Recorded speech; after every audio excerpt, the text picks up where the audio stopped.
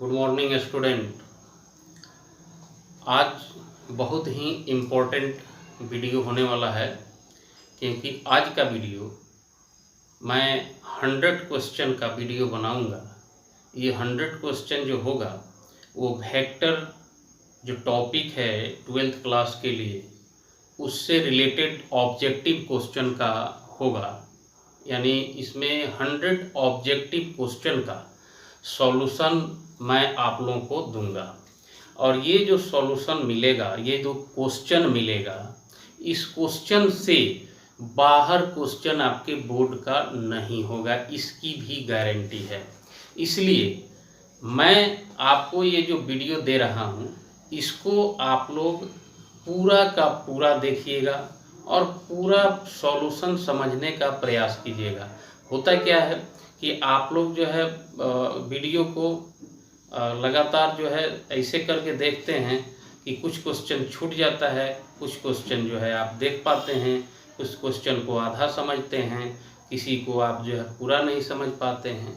इसलिए जब आपकी इच्छा हो, बोर्ड की तैयारी कर रहे हैं, तो आसानी से एकाग्रचित होकर कॉपी और कलम लेकर बैठ जाइए। और इसमें जो क्वेश्चन, एक एक क्वेश्चन जो हम डील करेंगे, ऑब्जेक्टिव क्वेश्चन जो बिल्कुल VVI क्वेश्चन होगा और 100 क्वेश्चन होगा जो बोर्ड के लिए होगा, उसको आप लोग देखिएगा और समझिएगा, सॉल्व कीजिएगा, प्रैक्टिस कीजिएगा। इसकी गारंटी है कि इस क्वेश्चन में जो 100 है, 100 से बाहर आपके बोर्ड का क्वेश्चन नहीं होगा निश्चित रूप से। तो चलिए स्टूडेंट, आइए हम लोग देखते हैं क्वेश्चन नंबर 1, ऑब्जेक्टिव नंबर 1। हाँ, फिलहाल अगर आप चैनल पर नए देख रहे हैं तो चैनल को फटाफट सब्सक्राइब कर लीजिए, बेल आइकॉन दबा दीजिए, ताकि जो भी मैं वीडियो आपके बोर्ड के लिए या आपके नॉलेज के लिए, मैथमेटिक्स 12th 11th BSc के लिए बनाऊंगा, उसका नोटिफिकेशन आपको मिलेगा। इमीडिएटली आप उसको देखेंगे और उससे लाभ उठाएंगे। तो आइए देखते हैं हम लोग क्वेश्चन नंबर 1। क्वेश्चन नंबर 1 जो है ये क्वेश्चन, और एक और बात, क्वेश्चन NCERT का होगा या RS अग्रवाल का होगा या लूसेंट का होगा। इसमें बहुत से क्वेश्चन जो हैं होंगे जो डिफरेंट टाइप ऑफ पब्लिकेशन के बुक्स से कलेक्ट किए गए हैं। इसलिए सिर्फ आप ये 100 क्वेश्चन को आप देखें कंसंट्रेट होके। तो देखिए, आइए हम लोग पहला क्वेश्चन देखते हैं। कहता है कि which one of the following A statement is not true for triangle ABC। इसमें से कौन ए स्टेटमेंट जो है वो ट्रू नहीं है, मतलब सही नहीं है, मीन्स फॉल्स है। सही नहीं है मतलब फॉल्स है। तो इस क्वेश्चन को हम लोग देखेंगे। एक फिगर हमारे पास यहाँ बोर्ड पर, व्हाइट बोर्ड पर दिया हुआ है। इस फिगर का डायरेक्शन दिया हुआ है, तो हम सॉल्व करते हैं इस क्वेश्चन को। हमारे पास ऑप्शन A, B, C और D दिया हुआ है। तो इस ऑप्शन से हम देखेंगे कि कौन सा ऑप्शन मेरा सही है। तो चलिए हम लोग सॉल्व करते हैं। इस फिगर के अनुसार हम लोग law of addition of vector से देखेंगे तो ये होगा AB + BC = AC। तो अब ये तो ट्रू स्टेटमेंट हो गया, ये हो गया ट्रू स्टेटमेंट। अब इसके अनुसार हम देखेंगे कि इसमें फॉल्स स्टेटमेंट कौन है। अब जैसे पहला जो आप स्टेटमेंट A देख रहे हैं, इसके अनुसार C इधर है, तो AB + BC और -AC = 0, ये भी ट्रू है, इसी का सॉल्व है। तो आप देखेंगे कि यहाँ पर ये जो ऑप्शन B है ये दिया हुआ है B में, तो B जो ऑप्शन है वो भी सही है, ये ट्रू है। तो इसलिए ये आंसर नहीं होगा, हमको फॉल्स खोजना है। अब हम इसको लिख सकते हैं AB + BC, और ये क्या हो जाएगा, CA अगर कर दें, इसको चेंज कर दें, डायरेक्शन चेंज कर दें, तो भी यह ट्रू है। तो कहने का मतलब है कि यह भी ट्रू और ये भी ट्रू। अब हम लोग चलते हैं C पर। तो आप देख रहे हैं कि AB + BC - CA, तो -AB + BC और -CA = वेक्टर 0। चूंकि ये जो है संभव नहीं है ये माइनस जब होगा तो देखिए यहाँ पर CA कीजिएगा तो प्लस हो जाएगा, इसलिए यह जो है फॉल्स है। क्या है ये? फॉल्स है। तो आपको आपका जो ऑप्शन था कि फॉल्स खोजिए, तो फॉल्स ऑलरेडी मिल गया यहाँ पर, तो फॉल्स आपका ये ऑप्शन हो जाएगा। इसलिए इसका आंसर जो होगा ऑब्जेक्टिव 1 का आंसर जो होगा वो C होगा, C आंसर हो जाएगा। आइए अब हम लोग देखते हैं क्वेश्चन नंबर 2। और देखिए क्वेश्चन में हम टाइम यहाँ ज़्यादा ले रहे हैं, उससे कोई मतलब नहीं है। आप क्वेश्चन देखिए कितना छोटा और कितना इम्पोर्टेंट है। तो क्वेश्चन नंबर 2 के लिए आते हैं student. Question number 2, question number 2 में यहाँ पर दिया है कि if A and B are two collinear vectors, A और B जो है दो कोलिनियर वेक्टर है। ओके, अब कहता है then which of the following is correct. अब इसमें कुछ स्टेटमेंट दिया है कौन सा स्टेटमेंट ट्रू है, करेक्ट है, ये हमको देखना है। तो इसमें करेक्ट के लिए है, लेकिन ये कोलिनियर है तो पहला स्टेटमेंट भी करेक्ट है। ये क्वेश्चन में थोड़ा सा सुधार होगा स्टूडेंट। इस क्वेश्चन में करेक्ट नहीं इनकरेक्ट पूछा जा रहा है। इनकरेक्ट, ये इनकरेक्ट क्या है, इसमें कौन सा स्टेटमेंट जो है इनकरेक्ट है, ये हम लोग को देखना है क्वेश्चन में। तो सबसे पहला जो क्वेश्चन है ये देख रहे हैं आप लोग, vector B equal to lambda vector. ये तो मैंने डेफिनेशन में ही बताया था कंडीशन में कि जब दो वेक्टर A और B जो है कोलिनियर होते हैं तो A equal to lambda vector B होता है, या B is equal to lambda vector A होता है, लैम्डा वेक्टर A होता है। मतलब कि ये समानुपाती होता है, directly proportional to each other, तो उसको हम लोग कोलिनियर वेक्टर कहते हैं। तो यहाँ पर ये स्टेटमेंट ट्रू है। ये दूसरा जो स्टेटमेंट है A vector A equal two plus minus B, ये भी स्टेटमेंट जो है यहाँ आप इसको 1 मान सकते हैं, और 1 जब इनटू होता है तो वो भी जो है डायरेक्टली प्रोपोर्शनल टू हो गया, इसलिए यह भी ट्रू है।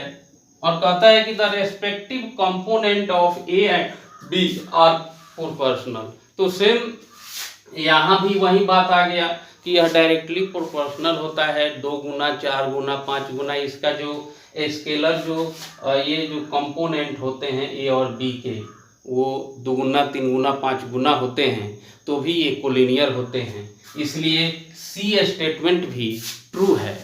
अब चलिए D स्टेटमेंट है, कहता है both the vector A and B have same direction. Okay ठीक है, सेम डायरेक्शन है, कोलिनियर होगा, don't worry, but different magnitude. But ये कोई जरूरी नहीं है, नेसेसरी नहीं है कि उसका जो है मैग्नीट्यूड डिफरेंट होगा तभी जाके वो कोलिनियर होगा। इसलिए यहाँ पर ये जो स्टेटमेंट है डी स्टेटमेंट जो है इनकरेक्ट है।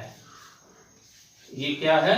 इनकरेक्ट है, इसलिए आंसर में ये डी हो जाएगा। क्योंकि ये लैंग्वेज है, इसमें कैलकुलेशन है नहीं, जो आप डेफिनेशन याद किए हैं उसी डेफिनेशन से निकाल के ये क्वेश्चन रखा गया है। तो आप देख सकते हैं इस क्वेश्चन को, इम्पोर्टेंट है। अब चलिए हम नेक्स्ट क्वेश्चन देखते हैं। अब हम लोग देखते हैं क्वेश्चन नंबर 3। क्वेश्चन नंबर 3 में है, कहता है कि if vector A is non zero vector of magnitude A and lambda is non zero scalar, then lambda vector A is unit vector if. कहता है कि अगर लैम्डा ए वेक्टर इसका मैग्नीट्यूड 1 होगा तभी जाके यूनिट वेक्टर होगा, तो क्या होगा कंडीशन। तो इसको आइए हम लोग देखते हैं। यहाँ पर ऑलरेडी हमको ये दिया है कि लैम्डा वेक्टर ए यूनिट वेक्टर है, इज ए यूनिट वेक्टर। तो ये यूनिट वेक्टर होगा, इसके लिए हम लोग जानते हैं कि इतना यूनिट वेक्टर, देन तो क्या होगा, lambda vector A is equal to 1। चूंकि आप जानते हैं यूनिट वेक्टर उसी को कहते हैं जिसका मैग्नीट्यूड या मॉडुलस जो है 1 हो, तो इसको आप लिख सकते हैं mod of A into mod of A is equal to 1। आपको बताया गया है कि इसका जो है लेमडा और इसका मैग्नीट्यूड जो है यहाँ पर ए का ए हो जाएगा, तो ये मॉड हो जाएगा, ये ए हो गया इक्वल टू 1। ए का मान निकालिएगा तो 1 by lambda mode of lambda हो जाएगा। तो ये जो ऑप्शन में आप देख रहे हैं यहाँ डी, इसलिए इसका आंसर जो है डी हो जाएगा, ये आंसर डी हो जाएगा। तो बहुत ही सिंपल है स्टूडेंट, आप इसको देख सकते हैं। बस इसका मैग्नीट्यूड करना है दोनों तरफ और ए का वैल्यू निकालिएगा 1 बाई लेमडा मैग्नीट्यूड हो जाएगा। तो डी ऑप्शन इसका करेक्ट है। आइए क्वेश्चन नंबर 4 देखते हैं। अब आइए स्टूडेंट क्वेश्चन नंबर 4 देखते हैं।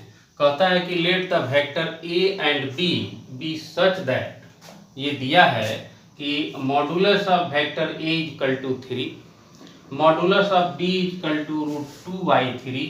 देन कहता है then A cross B is unit vector. अगर A cross B unit vector है तो कहता है if the angle between A and B is, तो उसके बीच का एंगल क्या होगा, ये हम लोग को निकालना है। तो आइए स्टूडेंट इसको हम लोग देखते हैं यहाँ पर सॉल्व में।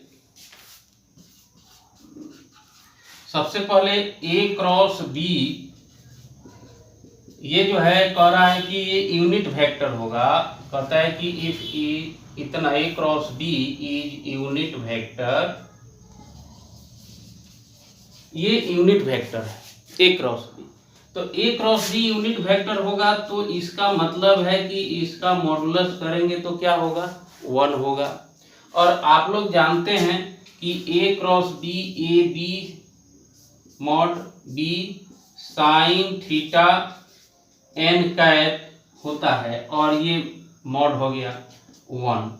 अब आप जानते हैं इसको लिख सकते हैं mod A mod B sine theta, और वो यूनिट ये एन कैप जो है यूनिट वेक्टर है, इसका मॉडुलस कीजिएगा तो हो जाएगा 1 इक्वल टू 1। इम्प्लाई दैट, अब वैल्यू रखिए, इसका वैल्यू 3 है, इसका वैल्यू जो है √2/3 है और sine theta equal to 1। Sine theta equal to इसको कैंसिल कर देंगे, 1/√2 होगा। आप लोग जानते हैं कि साइन में 1/√2 45 डिग्री का वैल्यू होता है, इसलिए इसको साइन π/4 लिखेंगे। तो थीटा इक्वल टू क्या हो जाएगा, π/4। तो स्टूडेंट यहाँ आप देख रहे हैं बी जो ऑप्शन है ये π/4 सही होगा। तो इस तरह से इसका आंसर आप बड़ी आसानी से निकाल सकते हैं। आइए अब हम लोग देखते हैं क्वेश्चन नंबर 5। अब आइए हम लोग क्वेश्चन नंबर देखते हैं 5 स्टूडेंट। ये कहता है कि area of rectangle having vertices A B C and D with position vector, यहाँ पर दिया है ए बी सी और डी, ये रेक्टेंगल के वर्टिसेज हैं और इनका पोजीशन वेक्टर ये दिया हुआ है आपके सामने। तो कहता है इस रेक्टेंगल का एरिया क्या होगा, क्वेश्चन ऑब्जेक्टिव में है।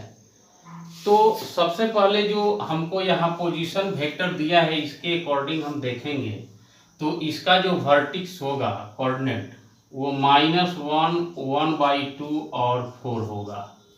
सिमिलरली इसका हम देखेंगे तो ये बी का पोजीशन वेक्टर है तो 1, 1/2 और 4 होगा। सी का हम देखेंगे तो ये क्या हो जाएगा 1, -1/2 और 4 हो जाएगा। इसी तरह डी का हो जाएगा -1, -1/2 और 4। स्टूडेंट हम लोग क्या करेंगे, इसका एरिया निकालने के लिए सबसे पहले हम इसके डायगोनल्स को मिला देते हैं, किसी एक डायगोनल्स को। तो ये ए से सी हम मिला दिए हैं ज्वाइन करने के बाद। अब हम इस ट्रायंगल का एरिया निकाल दें और इसमें 2 से मल्टीप्लाई कर दें तो टोटल रेक्टेंगल का एरिया हो जाएगा। इसके लिए हमको ए बी और बी सी का मान निकाल लेंगे, उससे एरिया ऑफ ट्रायंगल निकल जाएगा।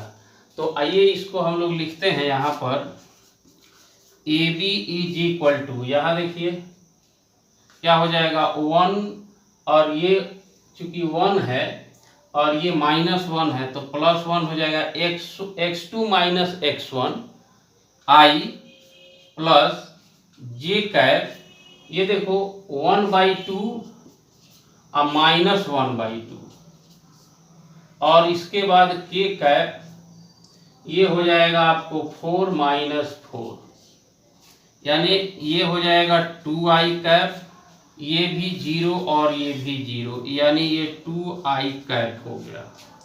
अब इसी के अनुसार हम BC का वैल्यू भी निकाल लेते हैं। तो BC इज इक्वल टू क्या हो जाएगा, ये देखिए 1 - 1i, मतलब 1 - 1i प्लस ये हो जाएगा 1/2 माइनस तो +1/2 हो जाएगा जे कैप, ये या माइनस रख सकते हैं, प्लस 4 - 4 के कैप, तो ये हो जाएगा स्टूडेंट 0, ये हाफ हाफ मिल के फुल यानी जे हो जाएगा, और ये हो जाएगा 0 के। तो चलिए इसको हम लोग सिर्फ जे कैप कहेंगे।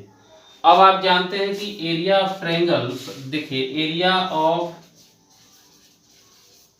Triangle ABC is equal to हो जाएगा AB क्रॉस BC का मॉड, और यहाँ पर आप इसको 1/2 लिख सकते हैं, 1/2, और ये देखिए 2i क्रॉस j का मोड 1/2, और ये 2 से i से j में जब हम क्रॉस कराते हैं तो k हो जाता है, तो ये 2k हो जाएगा स्टूडेंट। अब इस तरह से आप क्या कीजिएगा कि इसको इससे कैंसिल कर सकते हैं, ये k कैप आएगा, और जब इसका आप मॉड निकालिएगा तो हो जाएगा 1, क्योंकि आप जानते हैं यूनिट वेक्टर का मॉडुलस होता है 1। तो एक इसका जो वैल्यू हुआ, ये ट्रायंगल ABC का जो एरिया हुआ वह 1 हुआ, तो सिमिलरली इसका भी ACB का भी 1 होगा। इसलिए जब हम इसको प्लस करेंगे टोटल एरिया, यहाँ लिख सकते हैं एरिया ऑफ रेक्टेंगल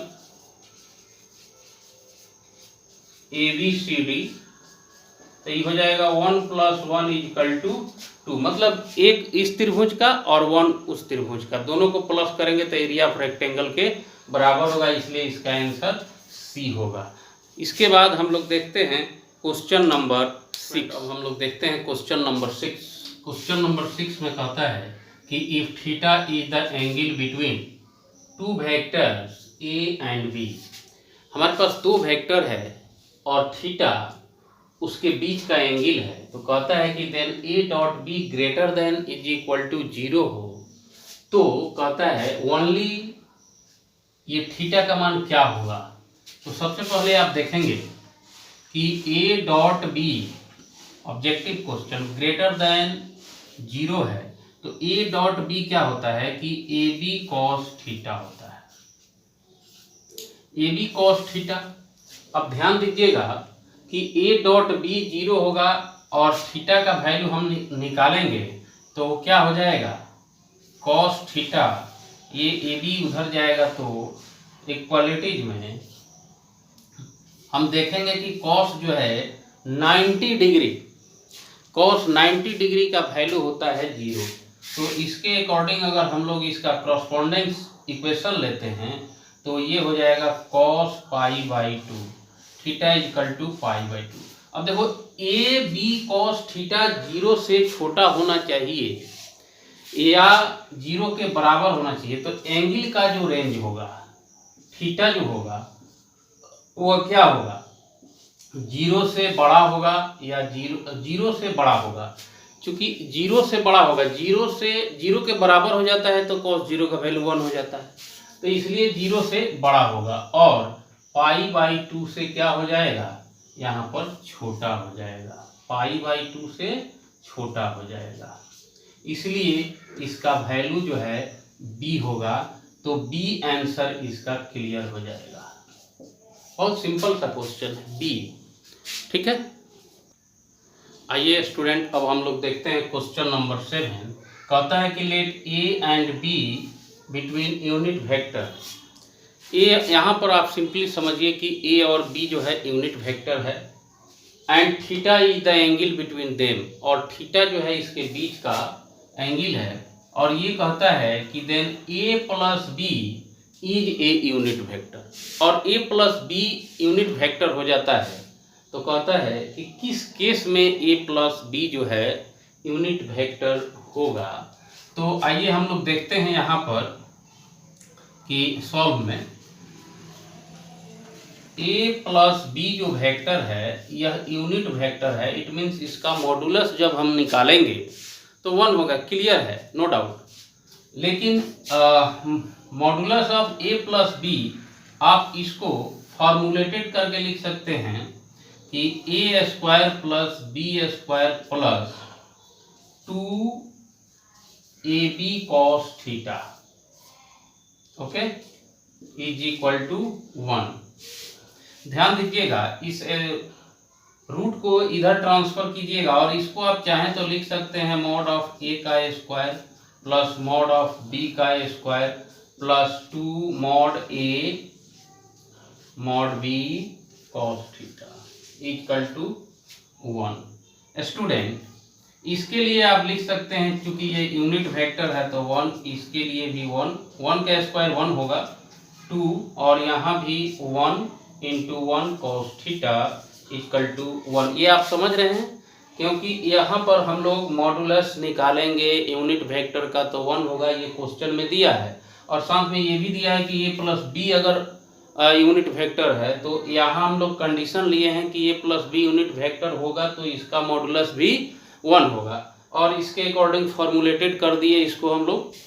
अब सॉल्व करेंगे आप तो ये हो जाएगा 2 plus 2 cos theta is equal to 1, और ये हो जाएगा imply that 2 cos theta is equal to 1 minus 2, 2 cos theta is equal to -1 cos theta is equal to -1/2, और आपको याद होगा cos theta is equal to -1/2 ये होता है cos 2π/3 का वैल्यू, मतलब कि 120 डिग्री का वैल्यू होता है cos 120 डिग्री, इसको आप 2π/3 लिखते हैं तो थीटा इज इक्वल टू 2π/3 हो जाएगा। ये आपका हो जाएगा आंसर, ये आप देख सकते हैं। अब आइए स्टूडेंट देखते हैं क्वेश्चन नंबर 8। क्वेश्चन नंबर 8 में कह रहा है कि the value of i cap dot j cap cross k plus j dot i cap cross k और k cap dot i cross j, ये क्वेश्चन है, इसका मान हमसे पूछ रहा है। तो बहुत छोटा सा ऑब्जेक्टिव क्वेश्चन है, very simple. i cap dot j cross k, और j से k में क्रॉस कराते हैं तो i होता है, आपको याद है, तो हम लोग इसको लिखेंगे i कैप, और ये हो गया j कैप डॉट i से k में जब क्रॉस कराते हैं, i से k में, देख लीजिए i से k में, तो ये क्या हो जाएगा क्लॉकवाइज डायरेक्शन में, तो ये माइनस हो जाता है, तो माइनस इसको हम लोग करेंगे i से k में तो j हो जाएगा, प्लस k कैप, और i से j में करते हैं तो k हो जाता है। आपको ये भी मालूम है कि जब सेम से हम लोग जो है डॉट प्रोडक्ट निकालते हैं तो उसका वैल्यू क्या होता है, वह 1 हो जाता है। यहाँ पर i डॉट i का वैल्यू 1 होगा, j डॉट j का वैल्यू 1 होगा, और k डॉट k का भी वैल्यू 1 होगा, इससे ही कैंसिल हो जाएगा, इसलिए इसका वैल्यू 1 हो जाएगा, और यहाँ पर C आंसर हो जाएगा इसका। तो चलिए स्टूडेंट, अब हम लोग क्वेश्चन नंबर 9 देखते हैं। अब यहाँ हम लोग क्वेश्चन नंबर 10 देख रहे हैं कि कहता है theta is the angle between two vectors a and b, दो वेक्टर a और b का जो बीच का एंगल है वो थीटा है, तो कहता है देन a क्रॉस b का मॉडुलस और a क्रॉस b का मॉडुलस इक्वल है। इस क्वेश्चन को देखते हैं हम लोग। इस क्वेश्चन में थोड़ा सुधार है, यहाँ पर a क्रॉस b नहीं है बल्कि यहाँ a डॉट b है, a डॉट b। तो कहता है कि थीटा इज इक्वल टू, तो थीटा का वैल्यू क्या होगा। आइए स्टूडेंट हम लोग इसको देखते हैं। यहाँ पर हमको ये दिया हुआ है, इसको ले लेते हैं।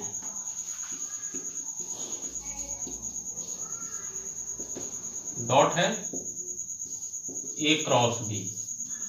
आप लोग जानते हैं ए डॉट बी बराबर होता है A B cos theta mod, और ए क्रॉस बी होता है A B sine theta N cap mod.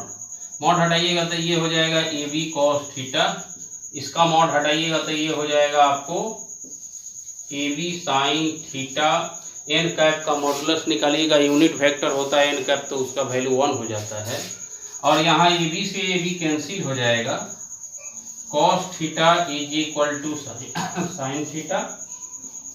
आप इसको लिख सकते हैं किसी को भी, इसको इधर या इसको उधर ले जाइए तो ये हो जाएगा cos theta by sine theta 1, और इसको हम लोग लिखते हैं cot theta is equal to 1, और कॉट आप जानते हैं कि कॉट पाई बाई 4 लिखेंगे 1 के लिए, तो ये थीटा इक्वल टू क्या हो जाएगा पाई बाई 4, इसलिए बी ऑप्शन सही है, बी, ये बी ऑप्शन सही है। तो आइए हम देखते हैं नेक्स्ट क्वेश्चन।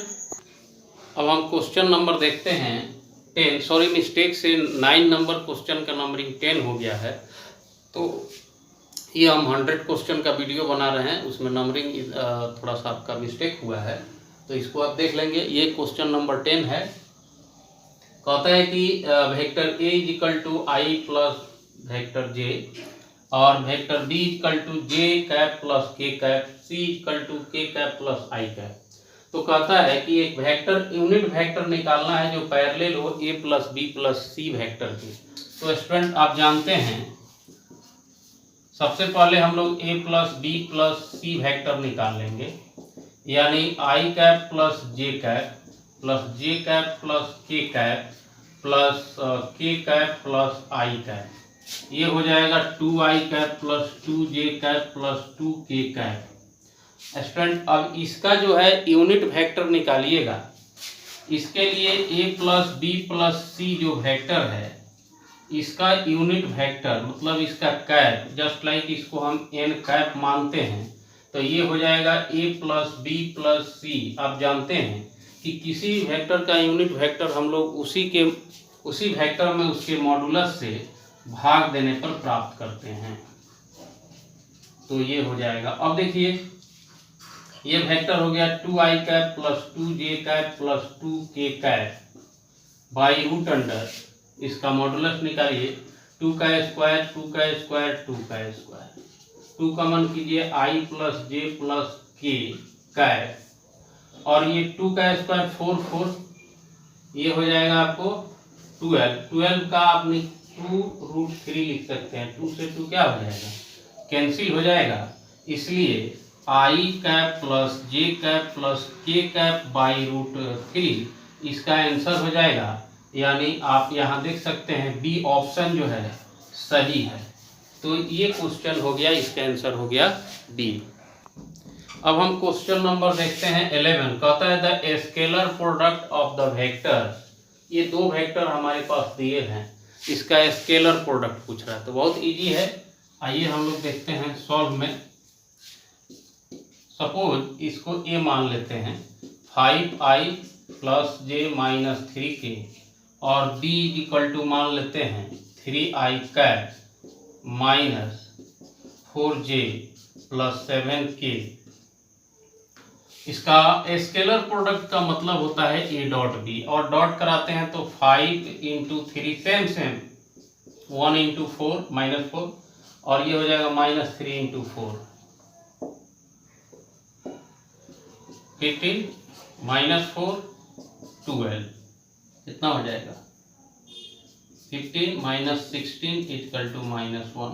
अब इसको ऑप्शन में दिया हुआ है, यहाँ थोड़ा सा मिस्टेक है, ये 5 इंटू 3 हो गया, 1 इंटू 4 हो गया, और 3 इंटू 7 होगा, 4 नहीं होगा 7, तो ये स्टूडेंट हो जाएगा आपको 21 हो जाएगा, और ये हो जाएगा आपको 25, तो ये होगा -10, इसलिए आप देख रहे हैं इसका ऑप्शन में बी आंसर हो जाएगा।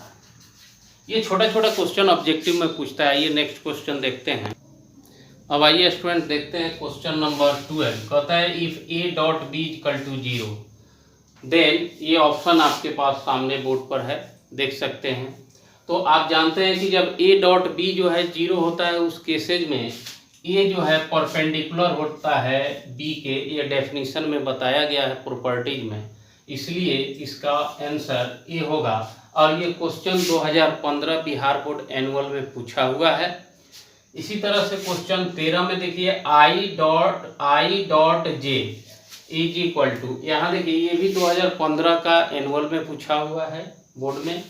तो कहता है आप जानते हैं कि जब हम डॉट प्रोडक्ट कराते हैं तो डिफरेंट जब रहता है तो उसका डॉट जीरो हो जाता है। जैसा कि आई से जे में कराएं, चाहे आई से के में कराएं, या जे से के में कराएं, चाहे के से आई में कराएं, जितने डिफरेंट होंगे उन सबका जो है वैल्यू जीरो होगा, इसलिए इसका ऑप्शन क्या हो जाएगा, ए हो जाएगा। चलिए नेक्स्ट क्वेश्चन 14 नंबर देखते हैं, के क्रॉस जे। के क्रॉस जे आप जानते हैं एंटी क्लॉकवाइज में जब हम क्रॉस प्रोडक्ट करते हैं तो पॉजिटिव होता है, और इसको जब क्लॉकवाइज डायरेक्शन में करते हैं तो नेगेटिव होता है। साथ ही आप देखेंगे कि यह के क्रॉस जे है, यानी के से जे आप देख रहे हैं क्लॉकवाइज घूम गए, इसलिए वो होगा माइनस आई कैप। ये डेफिनेशन है और इसमें प्रॉपर्टीज में बताया गया है क्रॉस प्रोडक्ट का। ये भी 2015 के एनुअल में पूछा हुआ क्वेश्चन है। तो ये हो गया। अब हम लोग 15 नंबर क्वेश्चन देखते हैं, ए डॉट ए। आपको मालूम है कि स्वयं से स्वयं में डॉट कराया जाता है तो वह ए स्क्वायर हो जाता है, और ए स्क्वायर को हम लोग मॉडुलस ऑफ ए का स्क्वायर भी लिख सकते हैं, इसलिए इसका आंसर सी होगा। अब यहाँ क्वेश्चन नंबर 16 है, ए एक वेक्टर दिया है, एक वेक्टर बी दिया है, और इसके ए क्रॉस बी का मॉडुलस यानी मैग्नीट्यूड पूछ रहा है। तो इसके लिए हम लोग क्या करेंगे, इसको ए क्रॉस बी निकालेंगे और इसमें डिटर्मिनेंट मेथड का यूज करेंगे।